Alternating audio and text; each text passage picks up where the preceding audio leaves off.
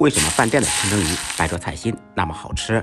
原来关键在于白灼汁。大家好，我是超子。年夜饭的餐桌上少不了几道白灼菜。今天给大家分享一道万用白灼汁，做法不仅简单，而且特别鲜美。首先准备几种蔬菜：芹菜、香菜、胡萝卜、红椒、洋葱，再来几个干香菇，少许虾皮。有条件的可以放大地鱼、瑶柱等等，主要是为了提鲜。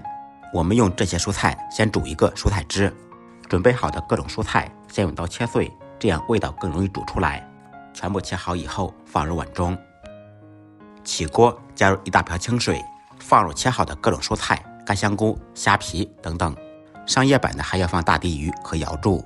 开大火把水烧开，开锅以后开大火煮10分钟左右，把各种食材的香味以及鲜味煮出来。以500克菜水为例，放入150克蒸鱼豉油或者金标生抽，20克草菇老抽，20克鱼露，30克美极鲜酱油，25克味精或者鸡精，30克冰糖。10几分钟以后，蔬菜水就煮好了，用蜜漏捞出残渣。放了3斤多水，煮好以后留下来1斤多精华蔬菜水。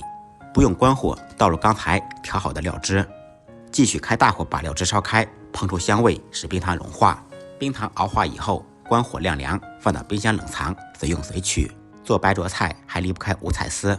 小葱叶子、大葱白、红椒叠在一起切成细丝，一小块生姜去掉外皮，先切成薄片，再切成细丝。香菜梗切成长段，切好以后放入清水中浸泡5分钟。经过浸泡以后，五彩丝会更加漂亮。